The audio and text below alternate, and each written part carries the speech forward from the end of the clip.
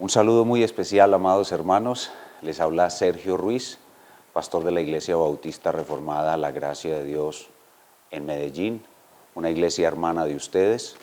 Les saludo en el amor del Señor. Esta clase es especialmente para nuestros hermanos de la Iglesia Ciudad de Dios de Cali, donde nuestro querido hermano, el pastor Jaime Cardoso, allí estuvimos hace algún tiempo cercano, disfrutando bastante, compartiendo con ustedes y disfrutando del amor en Cristo que nos es común. Van a empezar a ustedes a estudiar la confesión de fe de la Iglesia, la que será la declaración doctrinal oficial de la Iglesia, y el pastor Jaime me ha pedido que presente para ustedes una introducción de la confesión de fe que usamos los bautistas reformados clásicos, que es la confesión de fe de Londres de 1689. Así que con el mayor de los gustos me encuentro hoy grabando esta clase para ustedes, hermanos, con mucho amor, y comenzamos entonces el estudio de la confesión de fe, que va a ser la confesión oficial de la Iglesia Ciudad de Dios. Vamos entonces a entrar en materia. La palabra de Dios nos dice que la Iglesia es columna y baluarte de la verdad, como vemos en 1 Timoteo capítulo 3, versículo 15. Pablo escribe a Timoteo y le dice que la Iglesia es columna y baluarte de la verdad. La Iglesia es el lugar donde adoramos a Dios. Lo principal de la Iglesia es la adoración pública a Dios, pero dentro de esa adoración pública a Dios, la Iglesia debe hacerla en el marco de la verdad que Dios le ha regalado. Dios nos ha entregado su verdad y por tal razón nosotros somos guardianes de la verdad y debemos adorar a Dios públicamente en el marco de la verdad. Así que nuestra función principal es adorar a Dios, pero lo debemos hacer preservando la verdad. Así que tenemos un compromiso con la verdad de Dios. Tenemos que preservarla, tenemos que defenderla, tenemos que difundirla. Y por eso la Iglesia, en busca de la protección, la preservación y la difusión de la verdad, ha establecido estas estrategias que conocemos como confesiones de fe de la Iglesia. ¿Qué es una confesión de fe? Una confesión de fe es una declaración completa, precisa y ordenada de las principales enseñanzas de la palabra de Dios. Eso es una confesión de fe, una declaración completa, precisa y ordenada de las principales enseñanzas de la palabra de Dios. La Biblia nos muestra que cuando el pueblo de Dios recibe la verdad, el pueblo de Dios comunica la verdad a otros seres humanos y se la comunica entre ellos mismos. Y esas frases, esas palabras y esas declaraciones de la verdad que Dios nos ha transmitido es lo que llamamos una confesión de fe. En el Antiguo Testamento, por ejemplo, vemos que algunas declaraciones claves de la verdad que Dios entregó a Moisés se convirtieron en confesiones diarias, confesiones permanentes de la verdad de Dios dentro de esa nación, dentro del pueblo judío. En Deuteronomio 6 vemos el famoso credo judío. De hecho, a las confesiones de fe también se les conoce como credos. En el hebreo se conoce como la Shema judía. Los judíos, por la mañana y por la noche, recitaban este credo: escucha, Israel, Jehová nuestro Dios, Jehová uno es. Esa frase es una declaración de la unicidad de Dios. Hay un único Dios viviente y verdadero. Los pueblos que estaban alrededor del pueblo hebreo tenían muchos dioses, eran politeístas.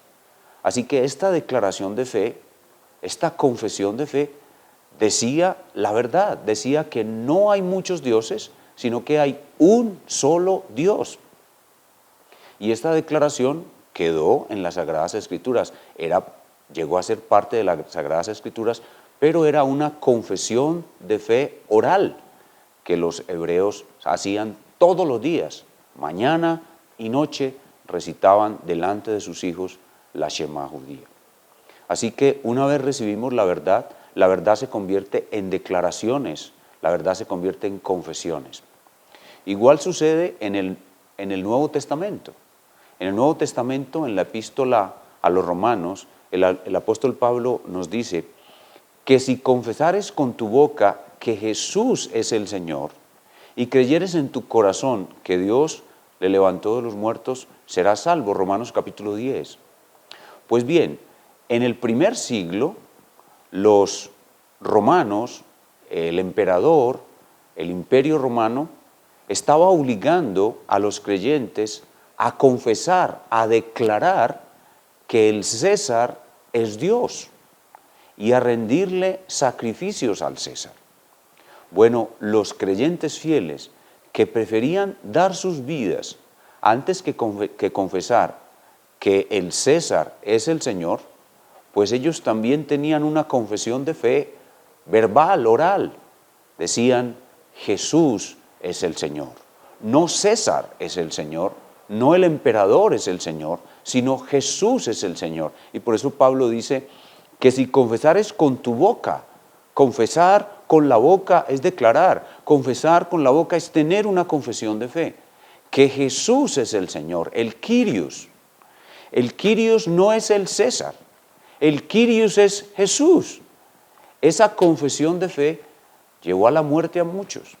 Y esos son como pequeños principios de lo que es una confesión de fe. Es una declaración oral, luego vamos a ver que se convierten en declaraciones escritas de la verdad que Dios nos ha entregado. Igualmente, en otras secciones del Nuevo Testamento se ven algunas de las declaraciones primitivas, confesiones primitivas de la fe de la iglesia que se convirtieron en cánticos,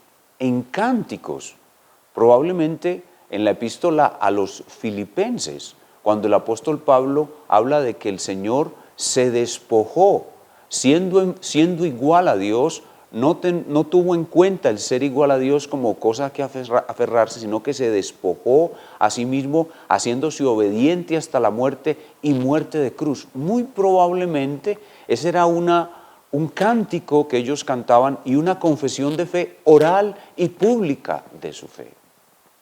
Entonces, la confesión de nuestra fe se convierte en una necesidad después de que nosotros recibimos la verdad.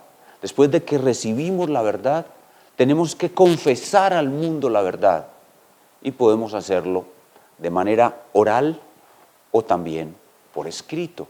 Y eso es una confesión de fe, es una declaración, bueno, la oral la dejamos para la historia, pero ahora vamos a hablar de una declaración de fe escrita que es completa, precisa y ordenada de las principales enseñanzas de la palabra de Dios. Y ahora vamos a ver que la iglesia, aparte de estos ejemplos primitivos que he dado, ha tenido varias y muy importantes confesiones de fe.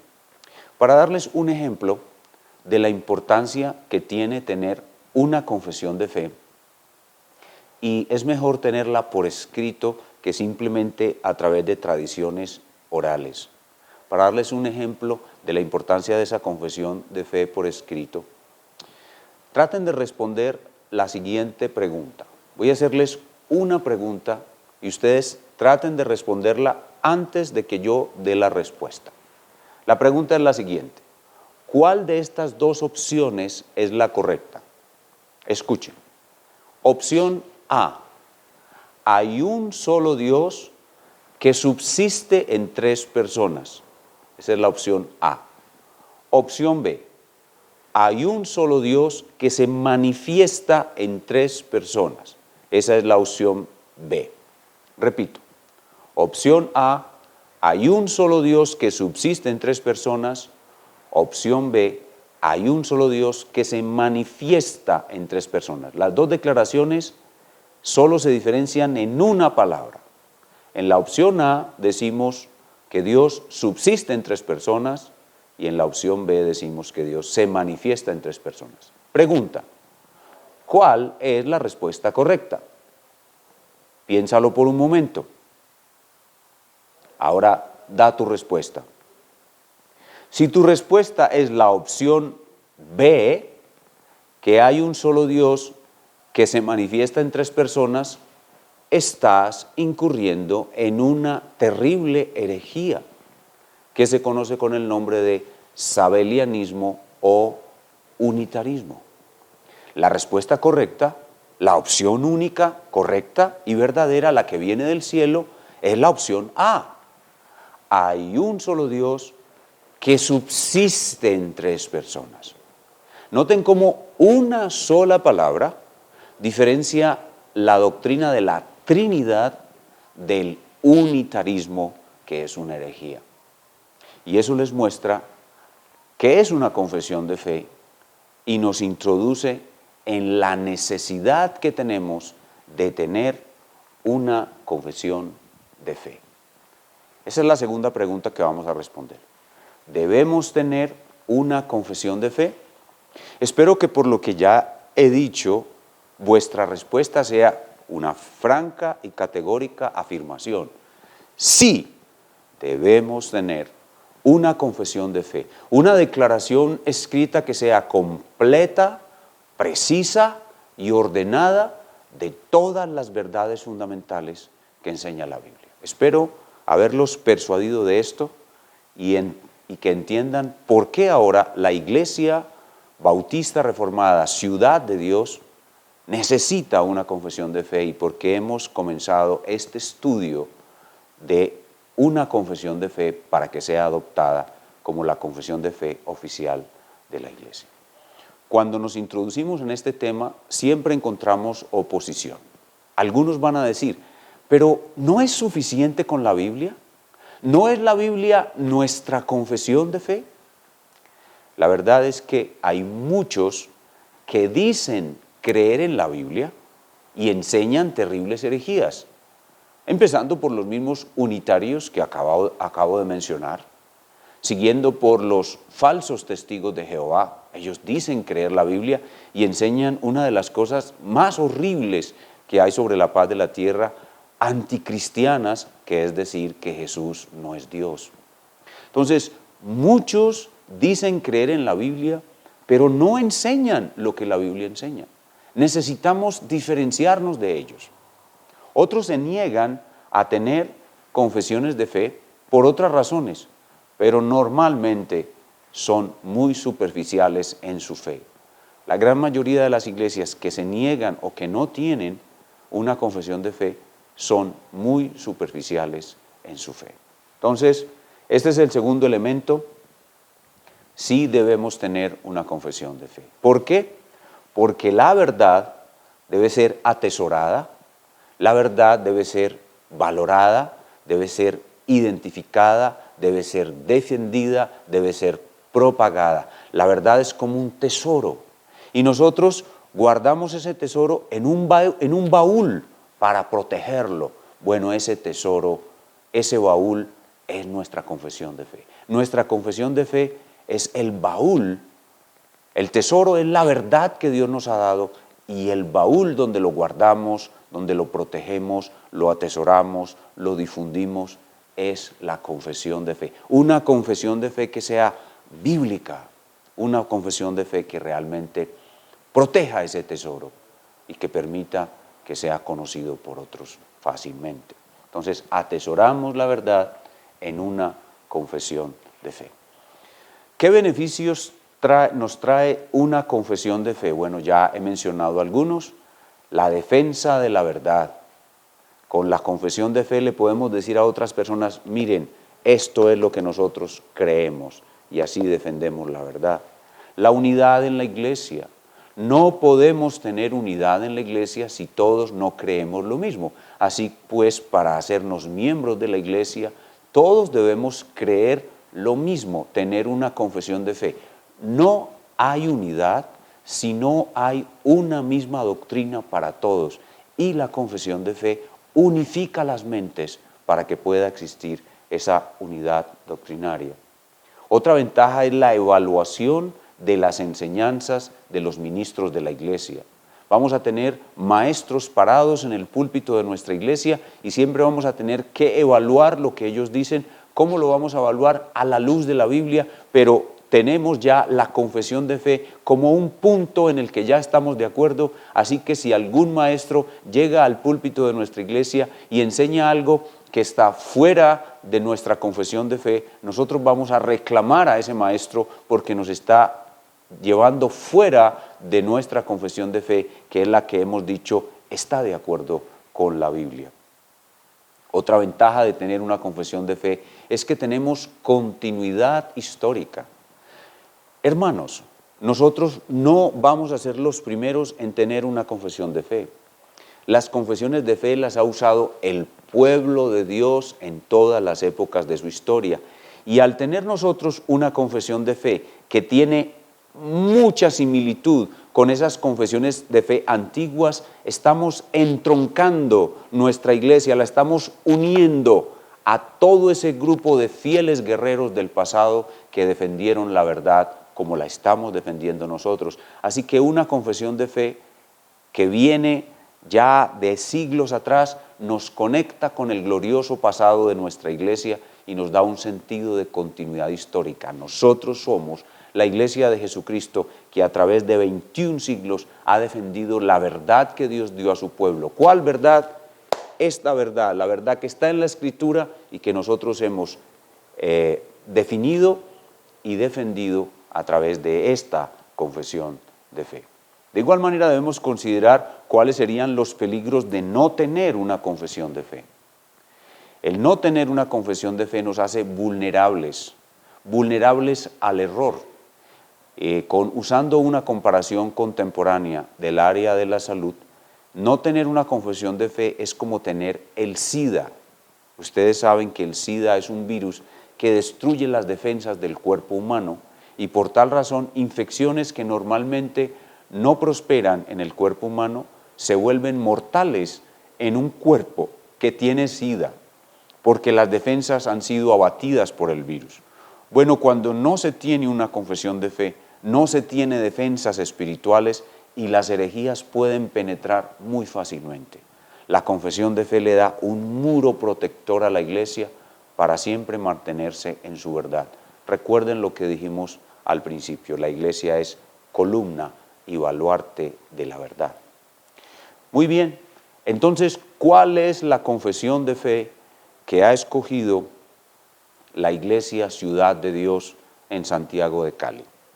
Muy bien, la iglesia Ciudad de Dios ha sido llevada, Dios en su santa providencia ha llevado a su pastor, al pastor Jaime y a los hermanos que están en el liderazgo de la iglesia y a todos ustedes a persuadirse que las confesiones de fe de la Reforma son las más fieles y por tanto la iglesia ha adoptado una de las principales confesiones de fe en la historia de la iglesia, que es la Confesión de Fe Bautista de Londres de 1689. La Confesión de Fe Bautista de Londres de 1689. Veamos una breve historia de esta confesión. Como les mencionaba ahorita, no solamente en los periodos primitivos de la historia de la iglesia hubo confesiones de fe orales o tradiciones orales, sino que después de que partieron los apóstoles, la iglesia comenzó a desarrollar declaraciones escritas sobre la verdad, porque el enemigo de nuestra alma, el enemigo de Cristo, comenzó a atacar la verdad. La principal estrategia de Satanás es atacar la verdad. Y en los primeros siglos de la iglesia, por ejemplo, hubo un ataque muy fuerte acerca de la persona y la obra del Señor Jesucristo. Muchos dudaron de quién es Cristo realmente y atacaron las verdades cristológicas más importantes de la Biblia. Por ejemplo, hubo quien negara que Jesús es Dios. Un señor llamado Arrio atacó la verdad diciendo que Jesús no es Dios, Él es el precursor más antiguo de los falsos testigos de Jehová. Y Arrio fue rechazado por un gran campeón de la verdad que se llamó Atanasio de Alejandría. Atanasio de Alejandría, defendiendo la verdad de los ataques de Arrio, en esa época elaboró una de las primeras confesiones en la historia de la Iglesia, que se conoce como el credo niceno, el credo de Nicea. Allí Atanasio de Alejandría y otros hombres piadosos defendieron la verdad de los ataques de Arrio, y después ese credo sirvió para defender la verdad de otros individuos que se extraviaron acerca de la persona y la obra de Cristo. Entonces, hay unas confesiones de fe antiguas como el credo niceno, el credo de Atanasio, el credo niceno constantinopolitano, toman los nombres de las ciudades donde fueron desarrollados unos concilios, es decir, unas reuniones masivas de los principales doctores de la Iglesia para defender la verdad de Dios, y la conclusión de la defensa de la verdad fue que quedó por escrito lo que es la verdad que enseña la Escritura, y allí se forman los principales credos antiguos. Y esos credos o confesiones antiguas no se pierden, sino que siguen avanzando en la historia de la Iglesia. La Iglesia continúa usándolos y continúa incorporándolos a las otras confesiones de fe que la Iglesia misma elabora. Así que si miramos todos los credos que se han producido en la historia de la Iglesia, encontramos en ellos lo que hemos estado diciendo: una defensa de la verdad, una proclamación de la verdad, alejándose del error y manteniendo viva la verdad bíblica, porque la Iglesia es columna y baluarte de la verdad. Entonces, mencionamos algunos credos antiguos del período posapostólico como precursores de las grandes confesiones de fe que van a ocurrir más adelante, y de las cuales una de ellas es la confesión de fe que ha adoptado la Iglesia Ciudad de Dios. Cuando seguimos avanzando en la historia, dejamos el período posapostólico y llegamos a la época más importante de la vida de la Iglesia después de la época de los apóstoles, que es la Reforma Protestante del siglo XVI. Recuerden que durante la Edad Media la Iglesia se convirtió en una deformación de la verdadera Iglesia del Señor Jesucristo, que es lo que hoy se conoce como Iglesia Católico-Romana, y en medio de esa oscuridad resplandeció la gran luz de la Reforma. La Reforma Protestante utilizó Dios a grandes hombres como Martín Lutero, Juan Calvino, para traer a la luz otra vez el Evangelio de la gracia de Dios. Y esta Reforma Protestante le da a la Iglesia de Cristo una plataforma doctrinaria otra vez basada en la verdad que se había perdido en la era medieval en la Iglesia Católico-Romana. Aparece de nuevo la enseñanza apostólica. La Reforma Protestante es el regreso a los apóstoles, y aparecen entonces estas confesiones de esta época. Se realizan las confesiones de esta época donde está ubicada la Confesión de Fe de Londres de 1689. Se desarrollaron en aquel entonces algunas frases cortas que podríamos llamar, una palabra moderna que es la palabra slogan o frase corta, o alguna especie de estribillo que se repetía para identificar esta verdad a la cual la Iglesia ha regresado. Esas frases cortas resumen la verdad de Dios que está en la Escritura: sola gracia, sola fe, solo Cristo, sola Escritura, solo para la gloria de Dios. Se conocen como las solas de la Reforma, y son pilares fundamentales que le dan a todas las confesiones de fe que se producen de ahí en adelante, le dan cuerpo, le dan fuerza, son el regreso a los apóstoles, son la verdad de Dios de nuevo resplandeciendo en el mundo. Entonces en este periodo de la Reforma surgen las más grandes confesiones de fe, entre las cuales está la Confesión de Fe de Londres de 1689, que es la que vosotros estaréis estudiando en estas clases para la formación de la membresía de vuestra iglesia. Estas fotografías son de los dos grandes pioneros de la Reforma: Martín Lutero, punta de lanza de la Reforma, y Juan Calvino, el gran sistematizador, el gran desarrollador, el hombre que influenció todo el mundo conocido con la fe bíblica, con el verdadero conocimiento de la gracia de Dios. Es en la forma como el Espíritu Santo usó a estos dos hombres que aparecen las grandes confesiones de fe, de las cuales la confesión que vuestra iglesia está adoptando tiene su origen.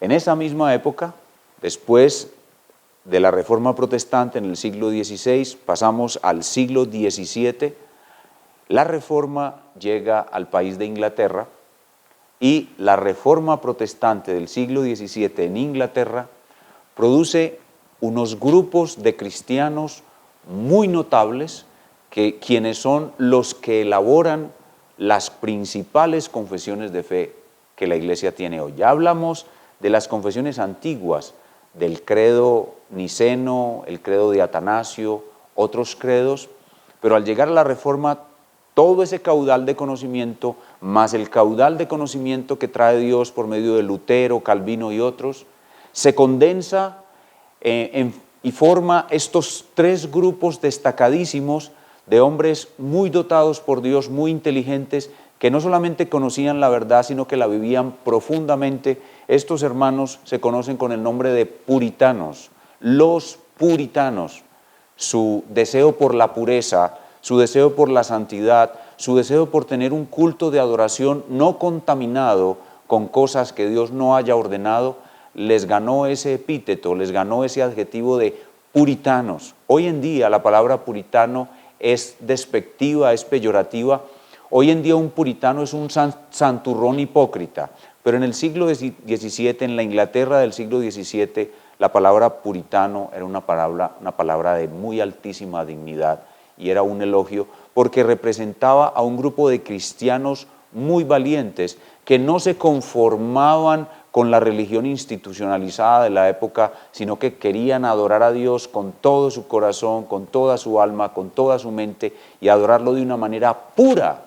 Y de ahí viene ese epíteto de puritano. Tres grandes grupos se forman entre los puritanos: los presbiterianos, los bautistas y los independientes o congregacionales.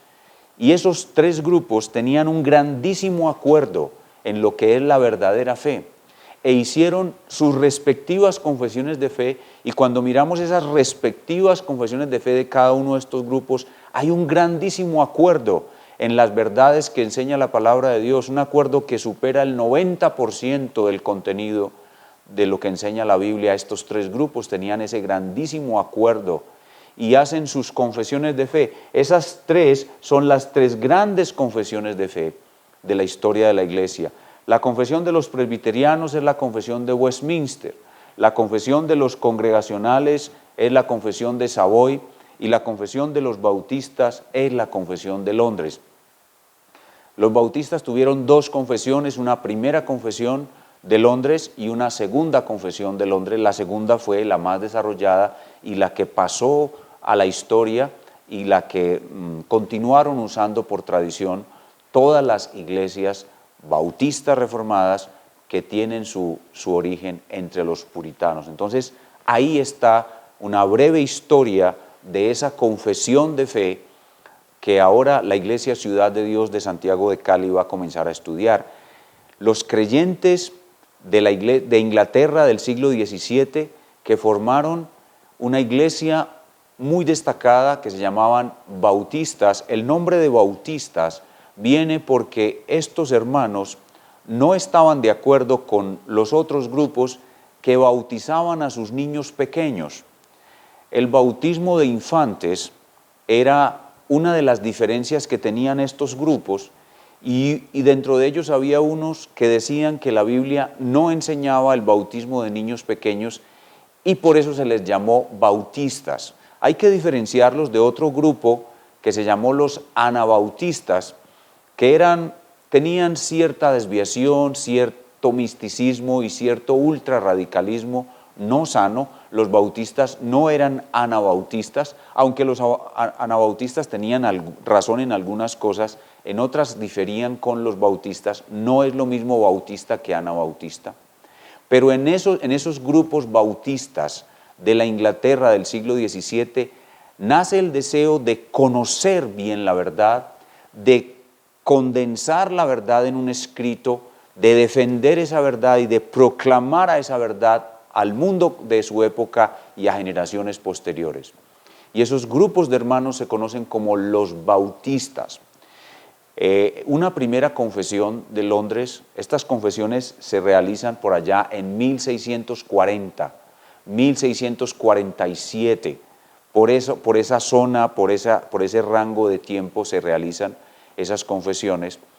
La primera confesión bautista está por allá en 1670, por ahí en esa década, y la realizan un pequeño grupo de iglesias de Londres que eran bautistas, ya expliqué en qué consiste, bautizaban solo creyentes, no niños, y esa primera confesión de fe de Londres, juntamente con la confesión de Westminster y con la confesión de Savoy, son el material que luego otros hermanos muy dilectos, muy inteligentes, en 1689 toman todos estos materiales, los analizan con mucho cuidado, sacan ese común acuerdo doctrinario que tienen con esas otras confesiones, Westminster, Savoy, la primera de Londres, y ese grupo de hermanos, un grupo de hermanos muy dilecto, muy entendido, muy inteligente, muy sabio en el Señor, toman todo ese acuerdo doctrinario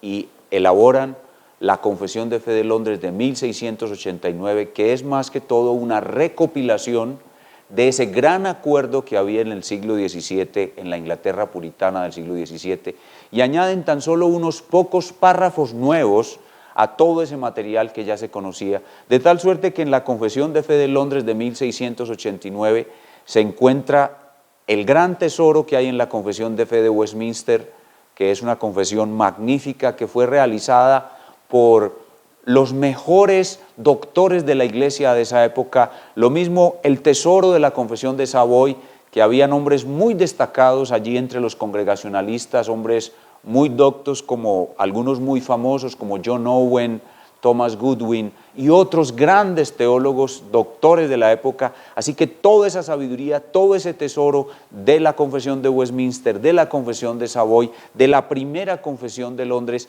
lo toman estos hermanos bautistas de la época y lo resumen y lo condensan y sacan esta preciosa confesión que es la Confesión de Fe de Londres de 1689. Entonces, esta estampa, esta figura es para recordar ese ancestro puritano.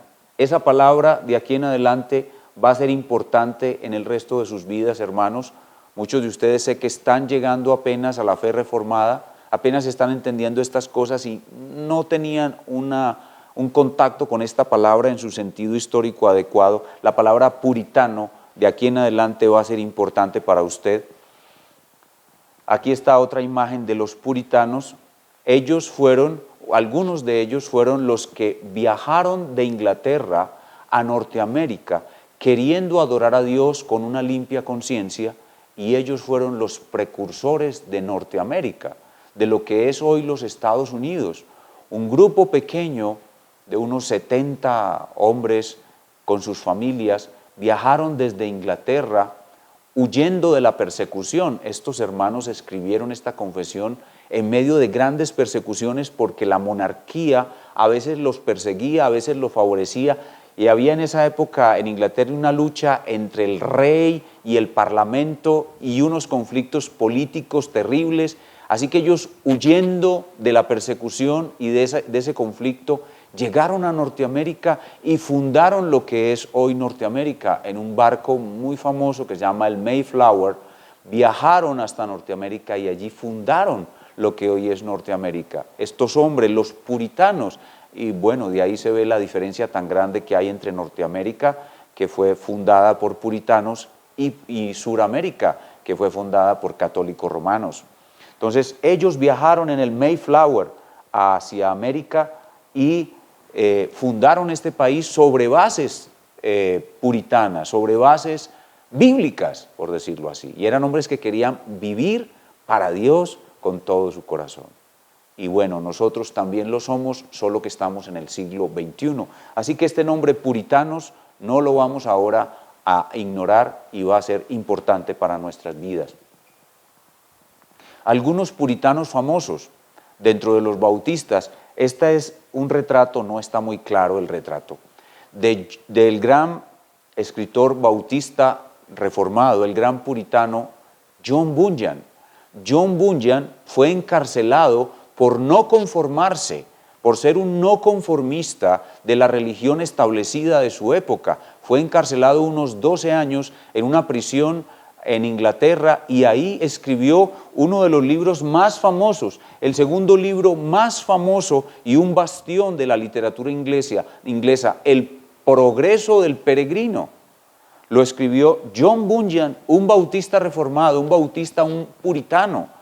En este tiempo, en esta época conflictiva, escribió este grandioso libro, El progreso del peregrino, el segundo libro más vendido después de la Biblia, El progreso del peregrino, el segundo libro más traducido a idiomas en el mundo, El progreso del peregrino. Lo escribió un bautista reformado, un puritano de esta época. Otro hombre muy destacado que se le llama el príncipe de los puritanos, del ala congregacional, John Owen, un hombre destacadísimo, un verdadero doctor de la iglesia. Sus escritos, sus enseñanzas han permanecido a lo largo de los siglos. Así que esta confesión de fe tiene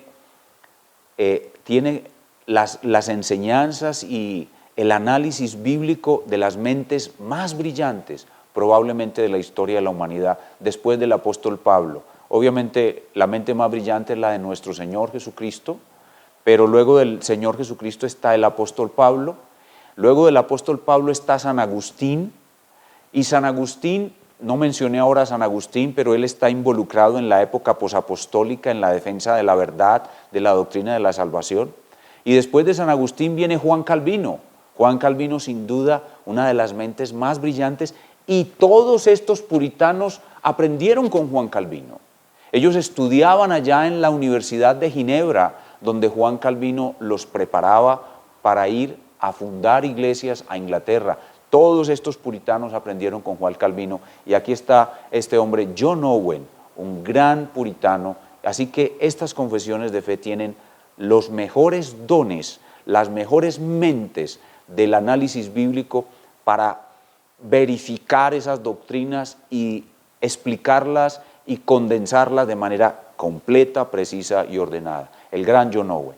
Hay otro de los congregacionalistas muy famoso ya en territorio americano, Jonathan Edwards, otro gran hombre de Dios, otro gran puritano. Él no participó en la formación de estas confesiones de fe, pero sí en su difusión, en la difusión de la verdadera fe reformada ya en territorio americano, el grandísimo teólogo Jonathan Edwards. Aquí les traigo algunas estampas de estas confesiones de fe.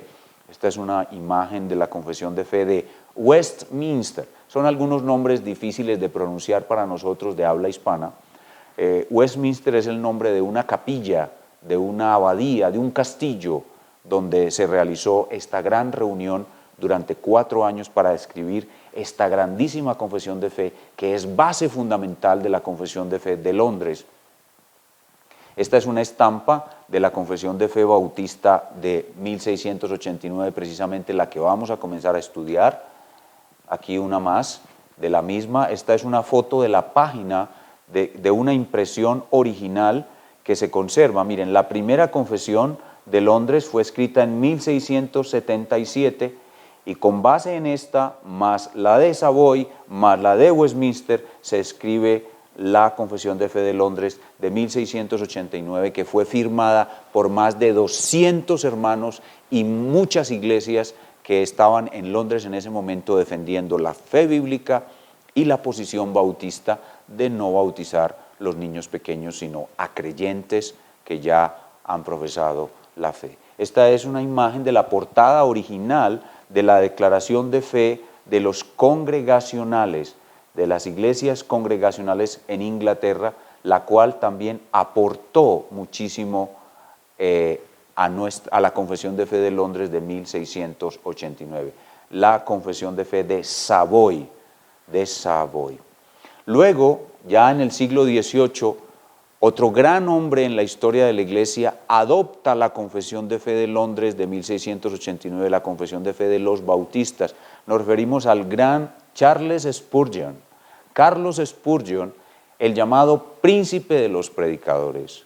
Él adoptó esta confesión de fe, la hizo la confesión de fe de su iglesia y cuentan, no sé si será verdad o no, pero cuentan que cuando se estaban construyendo las bases de la capilla del templo donde se reunían en su iglesia, que se conoce como el Tabernáculo Metropolitano, él, dentro de las bases de la construcción del templo, arrojó un ejemplar de la Confesión de Fe de Londres de 1689 como un símbolo de que esa sería la base que sostendría esa iglesia durante toda su existencia. Y hasta el día de hoy, el Tabernáculo Metropolitano, que es pastoreado por el doctor Peter Masters, ha tenido después de Spurgeon insignes predicadores y maestros.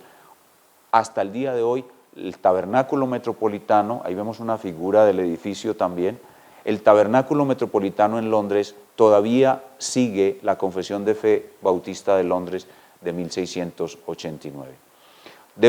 Hay un hombre en la historia de la Iglesia a quien debemos el resurgimiento de los escritos de los puritanos. Él murió en el siglo XX, más o menos en 1964, por allí, el doctor David Martyn Lloyd-Jones.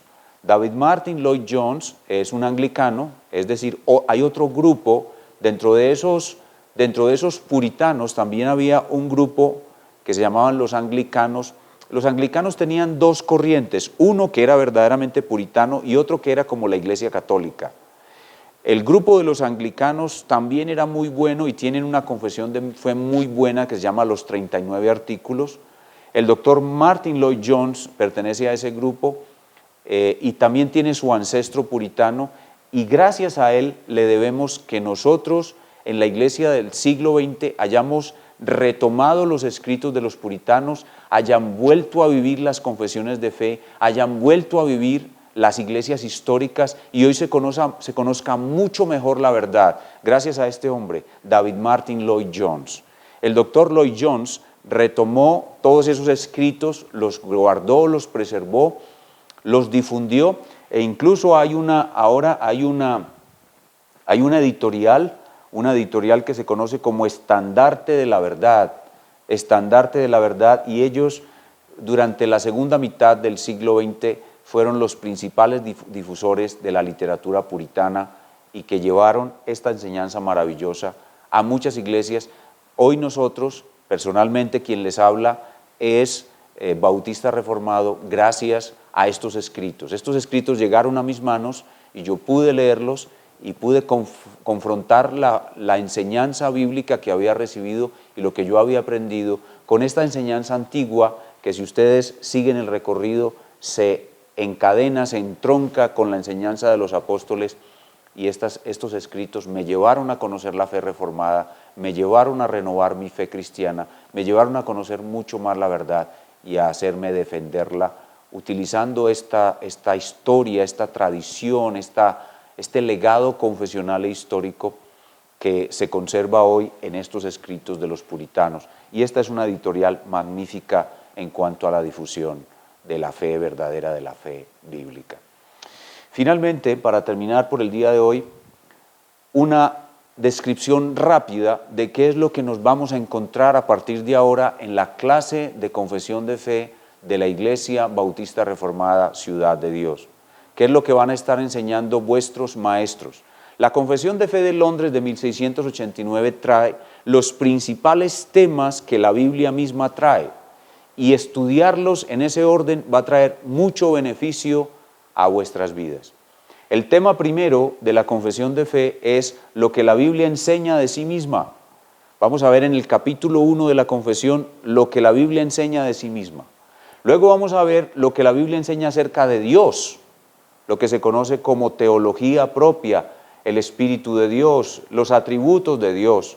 Esto es en los capítulos siguientes.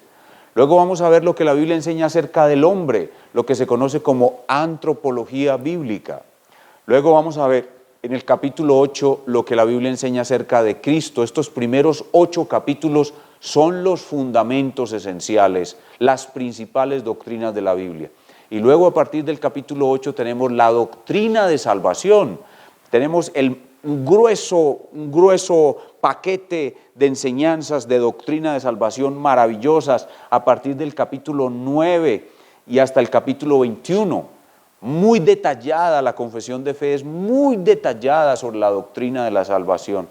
Y luego nos habla la confesión de 3 instituciones muy importantes: la familia, el Estado y la Iglesia. Hay unos pocos capítulos que nos definen el matrimonio, hay otro capítulo que es sobre la autoridad civil, el gobierno civil, y luego la Iglesia, que toma mucha fuerza al final de la confesión. La confesión al final tiene un grueso paquete de enseñanza sobre eclesiología y termina con los últimos capítulos sobre el futuro, sobre la doctrina acerca del futuro, es lo que llamamos la escatología. Y esto es lo que ustedes van a encontrar. La confesión de fe es un pequeño tratado de teología sistemática. La teología sistemática ordena los principales temas de la Biblia y los presenta en un orden lógico que hace mucho más comprensible la fe cristiana, y esto va a ser de gran utilidad para vuestra madurez y vuestro crecimiento espiritual. Así pues que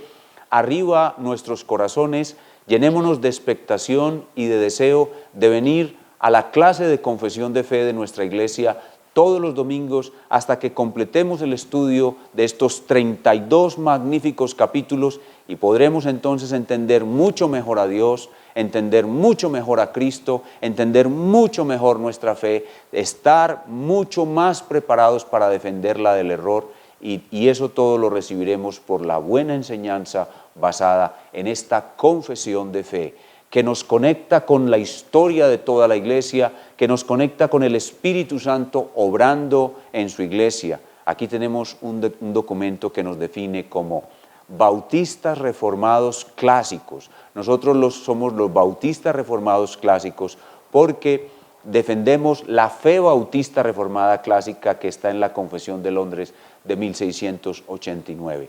Defendemos la adhesión a las confesiones, como esta confesión, como algo muy importante. Somos entonces una iglesia histórica porque nos conectamos con la historia, somos una iglesia confesional porque adquirimos una confesión de fe histórica. Somos bautistas porque no bautizamos los niños. Somos independientes porque nuestro gobierno es exclusivamente un consejo de ancianos dentro de la iglesia. Y somos una iglesia particular porque creemos que la redención que hizo Cristo no fue por todo el mundo, sino por aquellos que el Padre le dio, sus ovejas, los elegidos.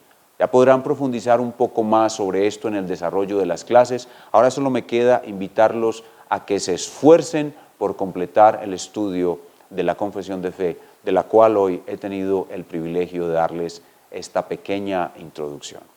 Mi afecto y mi amor para todos ustedes, espero poder verles pronto, quizás Dios me permita visitarles, y con todo ánimo comiencen ahora sí a estudiar capítulo por capítulo esta maravillosa confesión de fe, la Confesión de Fe de Londres de 1689.